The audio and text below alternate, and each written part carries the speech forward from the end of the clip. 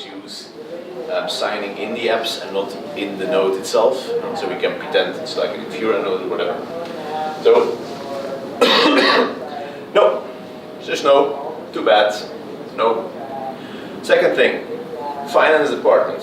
Yeah, this E thing, no.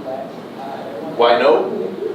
In Belgium we have we're good in a few things: beer, chocolates, tax. We're really good in tax as well. So we pay. You guys complain, but you have it easy. We do have healthcare though, so. So it's literally impossible in the Belgian tax system to buy Ether. Why? Because it's not money.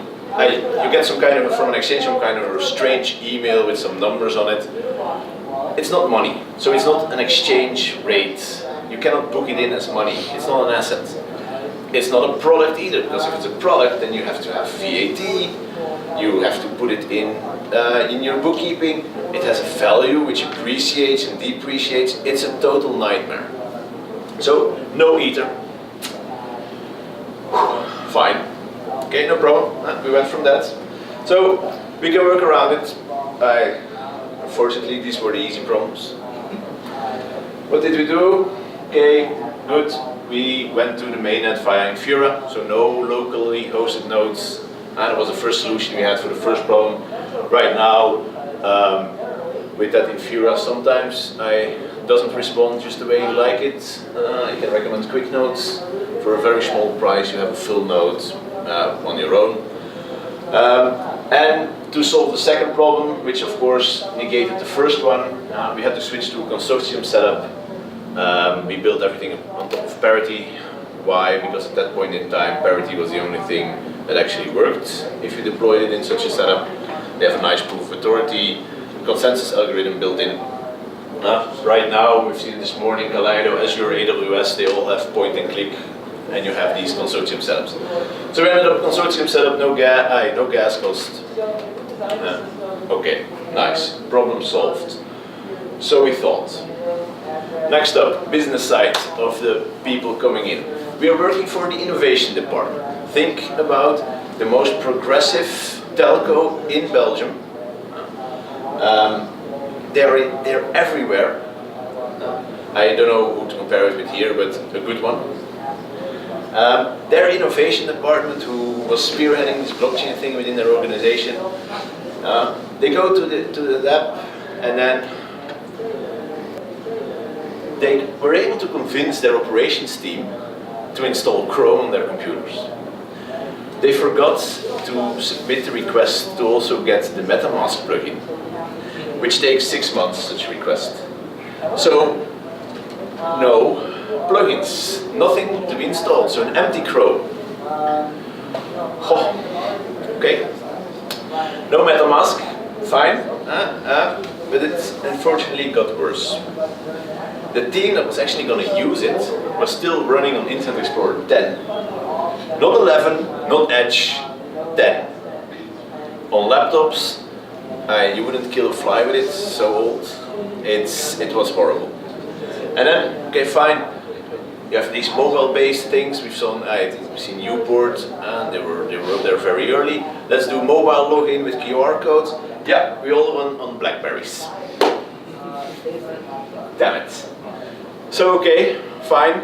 What do? You take this in stride. We continue on. We built some. We used MetaMask as provider engine. Now with provider engine, you can then build a web wallet into your dApp, which means that everything is in your browser. That worked, but it was a little bit clunky because you had to download a file to store it and import it later again, which sounds, for us it sounds okay. We can do this. We can keep our keys safe, we can keep a file safe. Okay, not 10,000 employees whose ID of what is a password is that thing that on Monday morning you ask IT to reset. It was just not going to work at all that way. That was not possible. We couldn't go into production with that thing. And it got worse. so much worse. So, we went consortium setup with nodes, not in the data center of the client. So where we put them? Fine. Data center in Germany. 250 megabit internet connection on that thing. We put up a few for each of the parties. It worked really great. We have incredibly good internet in Belgium. Now, especially at the telco, it's like a direct pipe this big towards a Germany data center. Awesome. The thing was that they wanted to show off this thing. So they went with us. We went to some kind of a conference in Singapore. And like a page with 25 sensors listed. And if you ever try to do this, it takes about, with some login stuff and fetching some other information, it was about 35 requests to a node per page. We end up in Singapore in a place where we have a 300 millisecond round trip time for one request, just to get, not even to do the processing on either side, but just to get the data from here to Germany, from Singapore to Germany, back to us. Well, do the math, 35 times 300 milliseconds. Let's just say there was not really that much of a demo going on with this platform. So, we hit a wall, full stop. Building dApps like they should be built is not possible if you want to do anything for real with it. I'm sorry to burst anyone's bubbles, but it's extremely hard unless you do very, very simple things. But for most enterprise use cases, it won't work. You cannot do the authentication parts, you cannot do the listing parts fast enough. You have to do something else. So we went, this was, the dApp thing was 2016, recently entered 2017. We said, okay, back to zero. We're gonna go with a backend server. We're gonna build what we at that point coined as a distributed middleware. Why? Because middleware is a dirty word. Because it's a man in the middle. So it's a distributed middleware or decentralized middleware, whatever term you want to put in it. It's a wrapper around your node. You have to think of it this way. If you have 10 parties, 10 times the middleware. No syncing between any of these middlewares, separate systems. We built in key storage in this middleware solution. Key storage, why? Because we had to have all those 10,000 employees be able to use it. People had to manage these keys. People left the organization, came back into the organization. You know how this goes. So we built a system you could choose database using an HSM and even the cloud HSM. We're now looking at supporting that Azure thing that he was talking about, which is at least removing that metal box that they like to use. And even couple it with an Active Directory, because that's what enterprises like to use. Secondly, we build an application level API. Now let me explain what I mean by an application level API. If you think about the blockchain API, what do you think? You have a function, you have an API, or a method, a function, or an endpoint, whatever, where you can send transaction, get block, a little bit whatever you see in the RPC. Well, nobody cares about these things you can get out of such a transaction if you're building an application on it. That's cool, and it's the basis of everything, but nobody cares. So what we did was we built a system which took these Truffle JSON files, so the artifacts, and then magically, with a lot of code, magically translated that into an API that you can actually use. If you have a sensor, then you would have endpoints for sensors for each of the functions in sensor. So application level, which means that you can have, which means for an enterprise developer, you get this API, you immediately know what to do.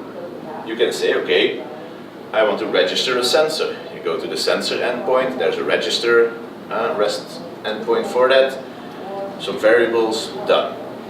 In the background, this thing would use the key storage, build up the transaction, transform all the variables in a way that is logical, because a bytes 32, no human being has ever used that in an application.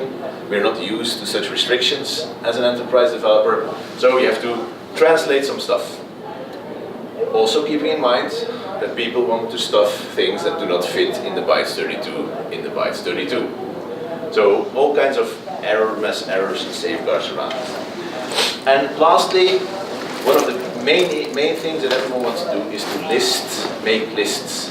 You want to get a list of sensors out of your system.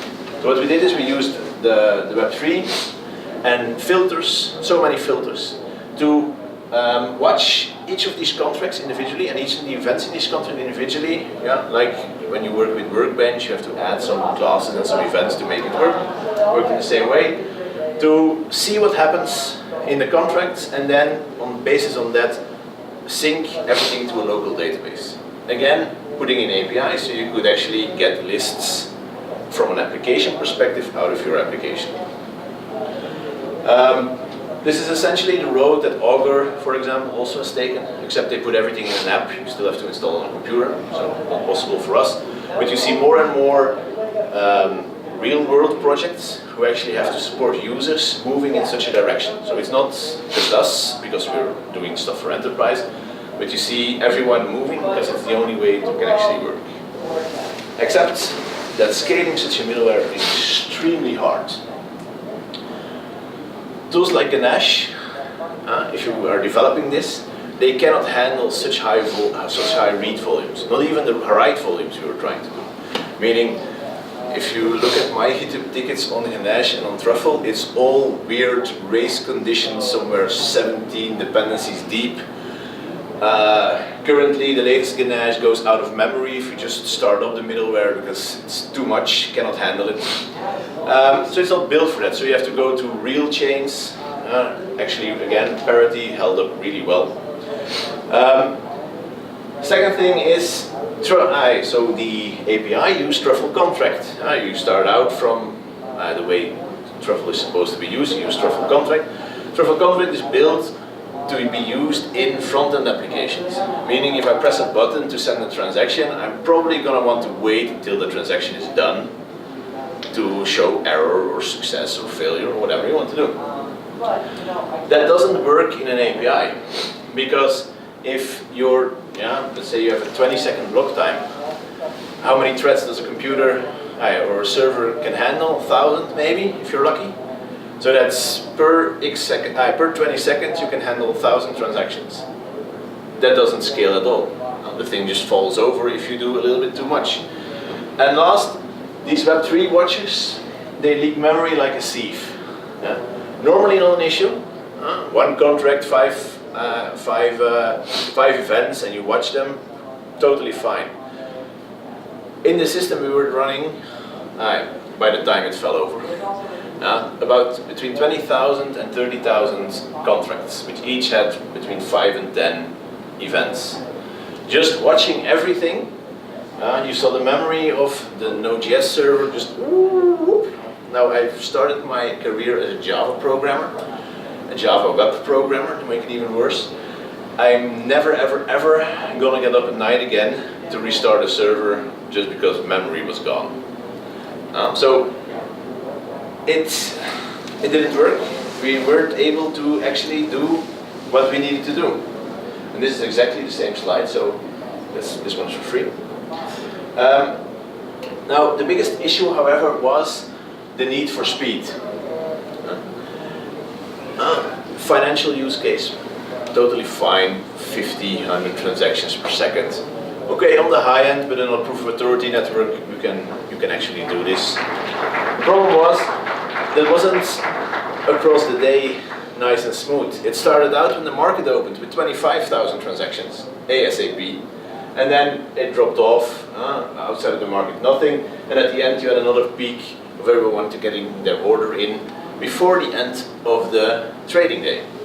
Of course, we're all in the crypto stuff, trading never stops, etc., but these are enterprises with enterprise use cases. Well, if you ever try to send 25,000 transactions to one node, it just stops. Done. Okay, we do what we normally do in such situations. We put up 4 with a load balancer in front of it, still stops. just doesn't work. Why doesn't it work? You have to keep these nonces, okay? So if you send too many transactions, you have these nonces that have to match up.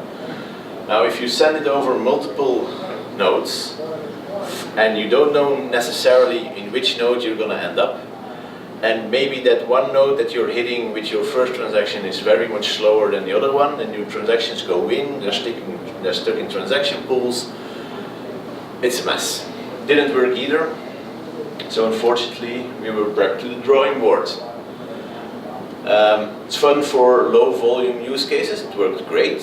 We pushed out a lot of cool projects with clients, but to scale this in the sense that we needed to scale it, this was not possible. So, the current version. We now have a rock solid foundation. Now we're really happy with it. It's built upon that little watery thing that's the average dependency. With 4 things that we did to make this a real success as it is right now. So next year I have an extra section to this slide deck. TypeScript. If you're not using TypeScript, you should start right now. You have no clue how fast a JavaScript, a Node.js code base becomes ugly. Missing variables, you just throw anything anywhere and it all appears to work until it doesn't. And right now you have crazy cool tools to actually do so with Solidity and with Truffle. You have their packages to take these Solidity files, to take your JSON files and convert them in actual TypeScript types, so you know which variable is an address and which variable is a number. So at least you're not messing up that stuff. If you program these things, you know there's only 2 types of errors. Either you don't have the right permissions or the right preconditions to do your transaction, or you put the wrong stuff in the transaction. It's always one of those 2. So it helps a lot there. If you are not using it, do. Unfortunately, Truffle for the tests and for the migrations doesn't support it yet. So you have to pre-compile first and then use it. But hey. Next up, we totally ditched Web3. This is 2018, and still, up until today, which version are you going to use? 0.20 with all its issues? Or 1.0 with all its other issues? It hasn't been performing solidly for us at all. The WebSocket thing, half of the time they drop off. The 0.20 has a whole different set of problems. So we went with ethers.js. I don't know if you know ethers.js. Anyone use it? It's a full-blown alternative for Web3. It has everything Web3 has, except that it's rock solid. It's totally written in TypeScript now, or at least the latest version, which was just released. And it's actually great. It's the way it should have, it's supposed to have been Web3. Solid, doesn't break, gives you clear error messages if you put the wrong stuff into the wrong fields. It's a joy to work with, and I can really recommend everyone to give it a go and to look at it. It's really cool. If you work with Web3, there's nothing wallet related in Web3. This one has a wallet system built in from mnemonics, from I used to have even a username password and did something magical to make it a key, which was cool, except it was extremely slow. But it's really cool, you should really try to use it. Furthermore, we went into full async mode.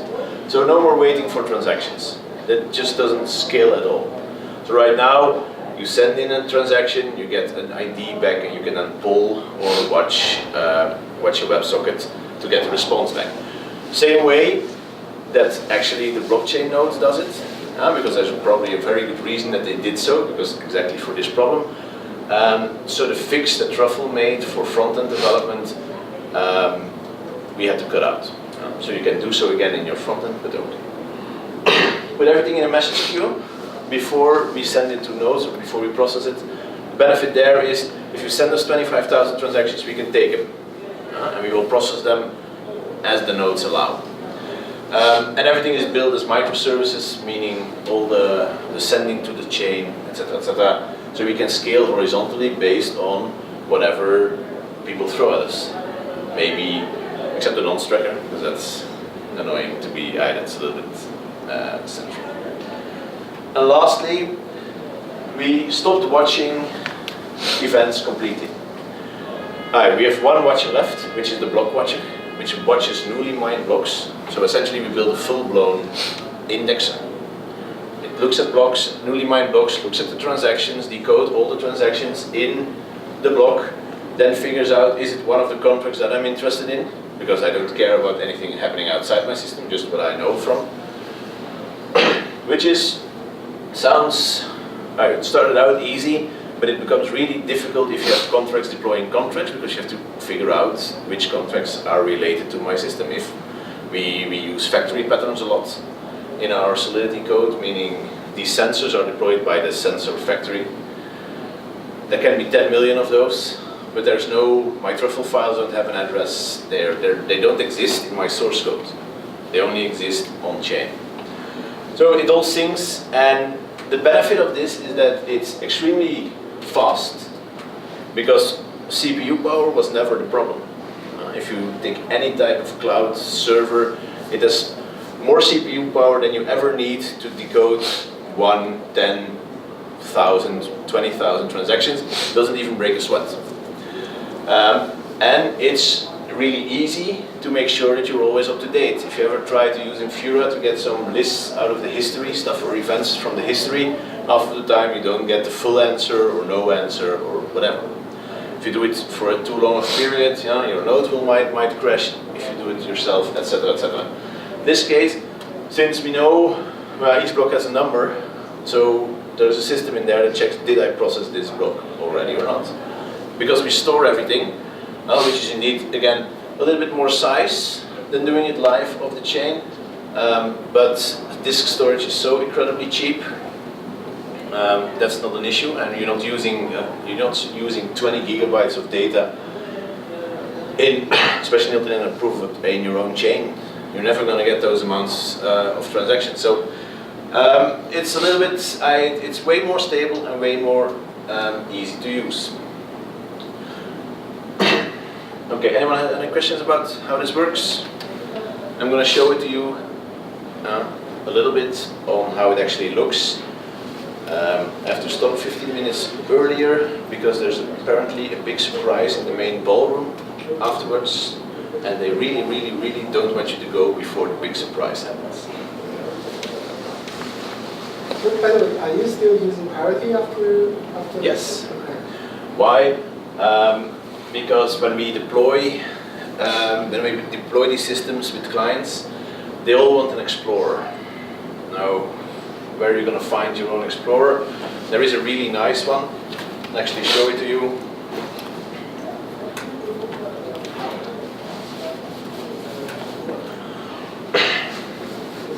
So this is, for example, this is one of the networks. These networks. You cannot see anything, sorry.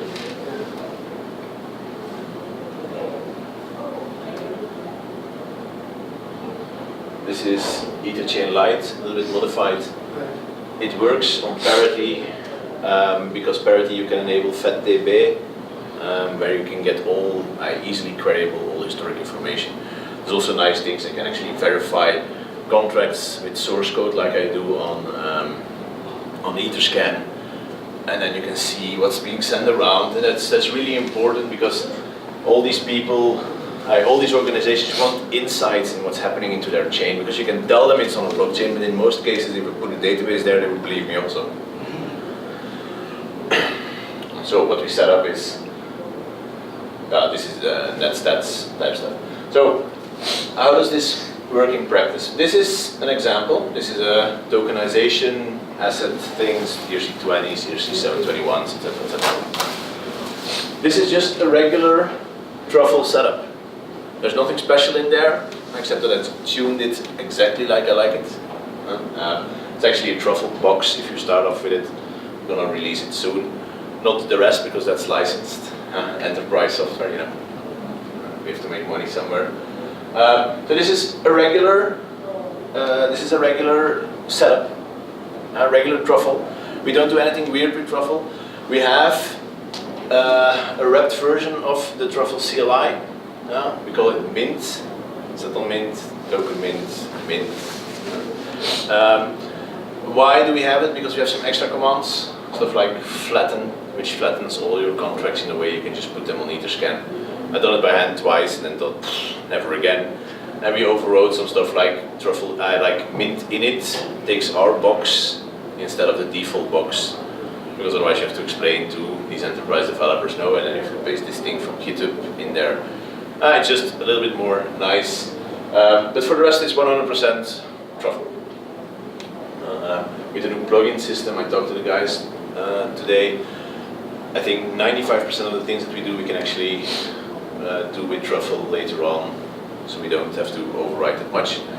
Because also that's not easy, because they work at a furious pace and you have to keep up with your wrapper to make sure that everything still works. Why I'm very happy is right now it swallows the last error message because I put an exit wrong. We know where it is, but it's still very annoying because you just see it compiles and then done, exit 0, perfect, but it doesn't do anything. That's why you have a compile error. Stupid stuff, but it takes a lot of time. So this is a normal setup. You've all seen these contracts. The thing is, we believe very strongly in the vision that stuff like these contracts, enterprise developers at some point are gonna have to do themselves. And you know why? It's because no self-proclaimed CTO or CIO will ever allow core business logic to be built by contractors. This is the core business of your business. It used to be your mainframe. Now it's this. If this doesn't, if you contracted this out, you're stuck. You're screwed. You're for life. Because no other contractor will ever touch this, because if they mess up, all the money is gone or your entire system falls over. So you're gonna want to do this in house, which is why we are in Belgium and in Dubai. We organize trainings. Not as advanced as the Truffle University or any of the other bigger training sessions, but we really work together with these developers in these enterprises to get them up to speed so they can build, let's say, half of it themselves, or at least tune some of the stuff they want over time. But how do you go from this to a full-blown application where you can log in and have nice graphs about what's happened in your system? Look at your, it's loading some stuff here still, internet's not too fast. So how do you show your wallet, what's in your wallet, how do you do transactions, how do you pay each other with QR codes and stuff? It's a big leap. How do you issue new tokens? It's a big leap going from these contracts to an actual application that works. And this is just a stupid example, but you need the thing in the middle. You need the distributed middleware that ties these two things together. Because this will work on any browser, on any mobile phone, always, because all the magic blockchain stuff happens in the middleware. It just has an account and a GWT which holds who you are. Like I said in the beginning, this works across multiple blockchains. So if you want to do a quorum or a multi-chain or a big chain DB, this can also handle those systems, because in most cases what you've seen is the Internet of Blockchains is coming, and you most likely want to tie in your own system with a different system, maybe an identity system from the government. It's going to be a big collection of stuff together. Look, here we are. So again, lists and stuff when they load. These are, for example, tokens deployed via a factory. You have the registry, and it's all, and this is then, everyone has seen an ERC20 token. This is the transfer function to, from, this is all it uses. So this is of course not a real value you can actually send. Probably won't have that much funds, but it figures out based on on the fields that are defined, what data type is it, what checks do I need to make, does it fit in this type of system, and you can just execute them. Now the result of this will be, it's a very big object, because what's the difficulty in applying this technology? You put in a transaction and then it doesn't work. But okay, for me, fine. I have my contracts, I have my tests in my contracts, I'm so deep into it, I can go into the Explorer and look at traces, I can actually understand what they mean. But we're talking about a toolkit that's made for developers who have no clue what's happening under the API. They just get the API and then say, okay, whatever. So what do? Is we fill up the response, if there's an error, with as much helpful debug information whatsoever. It will get your balances for each coin that the system knows of. Because probably you're trying to transfer something, or you do something with like staking. There's some coins involved, so you can easily see, okay, I wanted to do 50, but I only have 10. There's I don't know if you ever looked at the Aragon. So we use a gatekeeper contract to do really granular access permissions, meaning per function I can actually say this address has the role mint or burn or transfer, which is really good for securing everything, which is really a pain to figure out what's wrong, because unfortunately only Ganache has the revert messages. All the others is just sorry, didn't work. So what we do is we figure out what roles there are, and we list which roles you have in this contract. So you can easily see you do a transfer, I don't have the transfer role. There is a transfer role and I don't have it. We take the traces, so Parity has a really cool tracing system. You can see those, for example, if you look at Etherscan, you can also look at traces of transactions. We list these traces for both Parity and Get if they are available, because again, the consistency there is not really existing. Parity has different traces than Get, and then Ganache only supports the Get ones. So that's really confusing. So we fill this up with all the information that you might possibly need to figure out why your transaction didn't work. And fully async, so you get a number back and then you can poll or wait for messaging to figure out what's happened. And I told you that this was all these data centers of these clients. It's all a big mess. Everybody uses something else. Half of them run on Windows. You have to have some way to deploy this consistently. So we put everything into Docker containers. So the middleware is one Docker container. There's it's called Sidekick. Does everybody know Rancher, by the way? So it's a really great tool for Docker orchestration. In the latest version is only Kubernetes, but it's an incredible tool to work with in development and in production. You can upgrade, and then it downloads a new packet, the new container, etc. It's really cool stuff, easy to set up as well.